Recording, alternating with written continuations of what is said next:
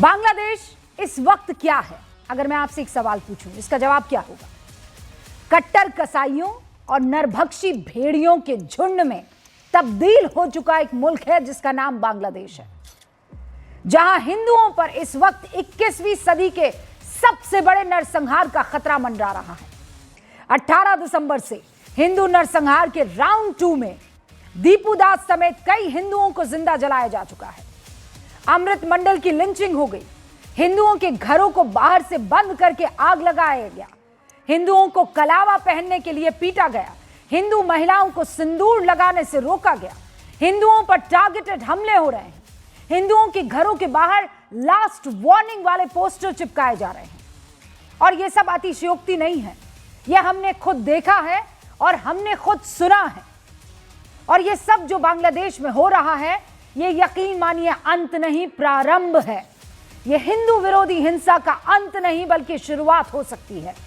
News 18 India की world exclusive report के मुताबिक अब बांग्लादेश में 2 लाख हिंदुओं और बौद्धों की सामूहिक हत्या की साजिश चल रही है।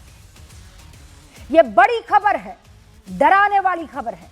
बांग्लादेश के चटगांव में पुलिस ने कुछ ऐसे बैनर्स और पोस्टर्स जब्त किए हैं जिनकी बानगी आप स्क्रीन पर देख रहे हैं। 2 लाख हिंदू और बौद्धों को मारने का ऐलान इसमें हो रहा है। और ध्यान देने वाली बात यह है कि बैनर पोस्टर उसी जगह जब्त हुए हैं जहां सो रहे हिंदुओं को घरों में जलाकर मार दिया गया। बाहर से ताले लगा दिए गए। 8 से ज्यादा लोग जिंदा जल गए। न्यूज़ 18 इंडिया के संवाददाता शैलेंद्र वांगू को यह खबर बांग्लादेश सम्मिलित सनातनी जागरण जोर्ज के प्रतिनिधि कुशल वरुण चक्रवर्ती से बातचीत के आधार पर मिली है। वरुण चक्रवर्ती ने न्यूज़ 18 इंडिया को यह बताया कि चटगांव के हिंदू परिवारों ने उन्हें यह बताया है कि हिंदू विरोधी पोस्टर्स लिखे गए हैं। और वरुण अब से कुछ ही देर में हमारे साथ जुड़ेंगे। हम पूरी कोशिश कर रहे हैं कि वो हमारे साथ जुड़े। उनका मकसद चटगांव के 2 लाख हिंदू और बौद्धों को मारना था। ये वो वरुण जो है हमको बता रहे हैं। इसके लिए उन्होंने भारी फंडिंग की हुई है। बैनर पोस्टर्स में लिखा था कि इलाके में अब कोई हिंदू परिवार नहीं बचेगा।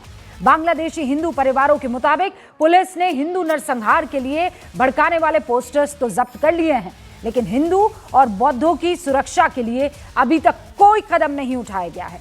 यानी ये ऐसा वक्त है जब बांग्लादेश के हिंदुओं को सिर्फ भारत से उम्मीद है। खुद मोहन भागवत कह चुके हैं कि हमें बांग्लादेशी हिंदुओं की मदद करनी चाहिए क्योंकि भारत हिंदुओं का एकमात्र देश है। लेकिन हैरानी की बात यह है कि बांग्लादेश में जहां हिंदुओं के विरोध में कट्टरपंथी जमात एकजुट है, वहीं भारत में फूट साफ तौर पर दिखाई दे रही है।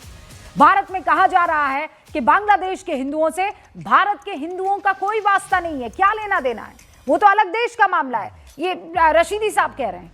इससे पहले बांग्लादेश को लेकर यह भी कहा जा चुका है कि 5-10 लोगों की हत्या को नरसंहार थोड़ी कहेंगे। हमें बांग्लादेश के लिए इतना चिंतित होने की जरूरत नहीं है। इसके अलावा कांग्रेस, दूसरी पार्टियों के नेता बांग्लादेश में नरसंहार के लिए भारत को ही रिस्पॉन्सिबल ठहरा रहे हैं। कहा जा रहा है कि जैसे यहां अल्पसंख्यकों पर हमले हो रहे हैं, वैसे ही बांग्लादेश में हो रहे हैं। ये तो एक्शन का रिएक्शन है। पहले दिग्विजय सिंह ने यह कहा था। आज कांग्रेस के एक और नेता गुलाम अहमद मीर कह रहे हैं कि बांग्लादेश में हिंदुओं पर हमलों को लेकर मोदी सरकार इसलिए चुप है क्योंकि हमारे देश में ऐसे ही कर्म हो रहे हैं।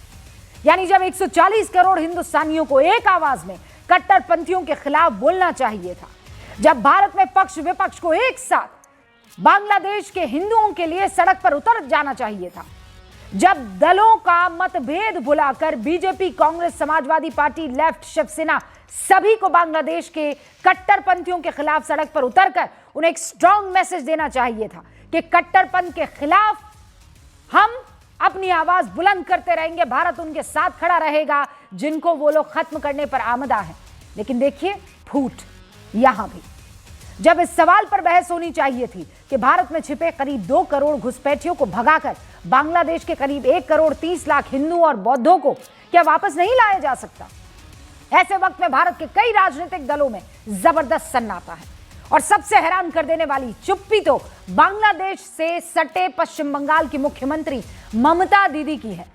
बांग्लादेश में हिंदुओं की टारगेट किलिंग को 10 दिन से ज्यादा बीत चुके हैं, लेकिन इन 10 दिनों में ममता बनर्जी का एक बयान मुझे याद नहीं पड़ा है। कट्टरपंथियों के खिलाफ एक ऐसा बड़ा स्ट्रांग मैसेज, क्योंकि दीदी का हर बयान वायरल होता है, मुझे नहीं दिख रहा है। राहुल गांधी को भी भारत में नफरत तो दिखाई देती है, लेकिन 10 दिनों में बांग्लादेश में हिंदुओं के समर्थन में राहुल के एक बयान को अगर आप याद कर पाए तो भारत की राजनीतिक पार्टियां देश में यह बता रही हैं कि बांग्लादेश में हिंदुओं पर इसलिए क्रूरता हो रही है क्योंकि भारत में अल्पसंख्यक असुरक्षित है। भारत में अपराध की घटनाओं के सहारे बांग्लादेश में कट्टरपंथियों को कवर फायर दिया जा रहा है। सवाल यह है कि भारत में अपराध की घटनाओं को मुद्दा बनाकर क्या बांग्लादेश के कट्टरपंथियों को लेजिटिमेटाइज करने की कोशिश हो रही है?